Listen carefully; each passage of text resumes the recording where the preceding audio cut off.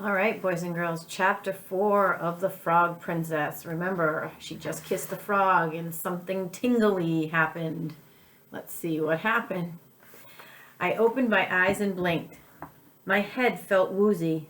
Nothing would come into focus.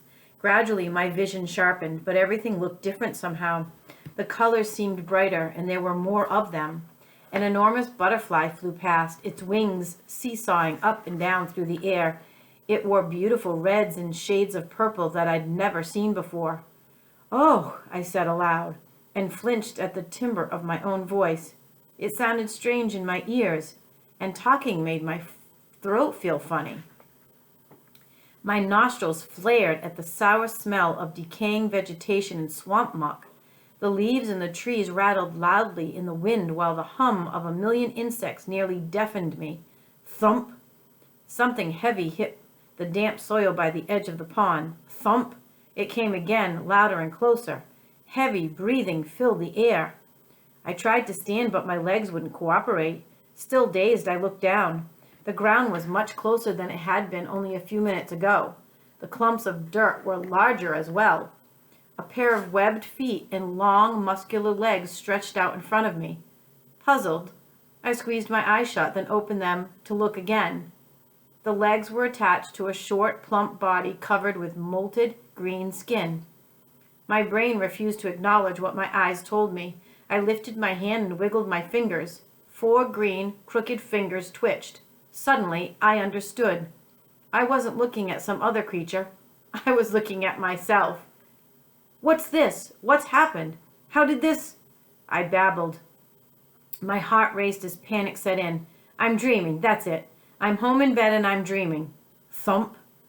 Whatever I'd heard before was coming closer. I squeezed my eyes shut and pressed my body to the ground. "I'm imagining this. If I ignore it, it'll go away," I said aloud.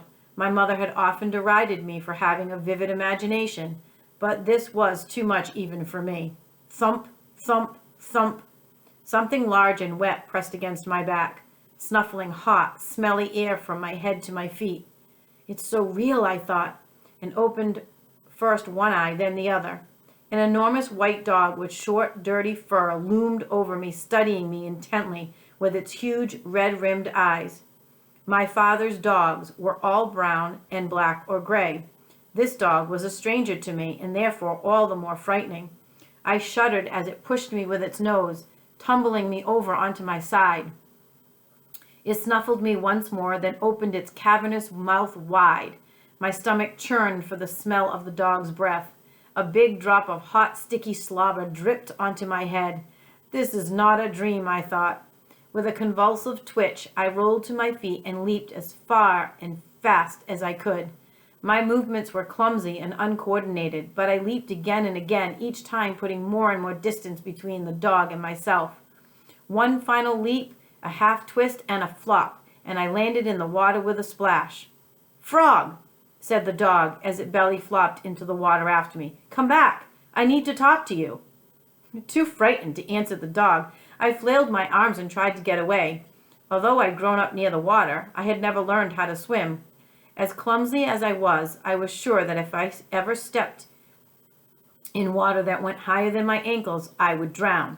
I floundered, thrashing my arms and legs and going nowhere. The dog lunged for me again, creating a wave that washed me toward the middle of the pond. Drawing up my legs, I kicked hard and shot through the water, away from the dog and its crushing jaws. It worked, I thought, surprised at myself. I did it again. The water rushed past as I hurtled forward, barely missing a tiny sunfish. I twisted around and rose to the surface to look for the dog. Dashing back and forth in the shallow water at the edge of the pond, the beast was no longer a threat.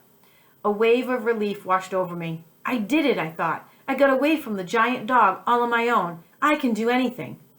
Gleefully, I twirled around in the water. I splashed from one side of the pond to the other, and when I grew tired of kicking, I ducked my head and blew bubbles. Floating on my stomach, I watched the minnows dart past in a frenzied formation. I enjoyed every minute of it, delighting in the sensation of the warm water coursing against my skin. As a princess, I had never been able to go outside unencumbered by heavy fabric and long skirts. The new feeling of freedom was exhilarating. Eventually, I rolled onto my back and gazed up at the wispy clouds high in the clear blue sky. I wondered what had happened to Frog. I hadn't seen him since my transformation. It occurred to me that maybe it was a trick. Maybe we had switched places and he was now a human. But how could that have happened without my seeing it? Besides, although he might be obnoxious, I didn't think he was sneaky.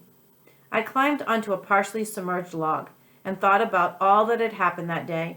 In the excitement of my escape from the dog and the discovery of my newfound abilities, I hadn't really thought about what I would do next. I was alone in the swamp with no one to turn to. What was I going to do? Distraught, I hunched down and began to cry. I hated crying and almost never did. My mother had told me many times that a princess should never cry in public, but I knew that sometimes a person just couldn't help it. Large tears rolled down my cheeks and plopped onto the rough bark of the log. I was so miserable that I didn't even notice Frog climb up beside me. Chapter 5 tomorrow.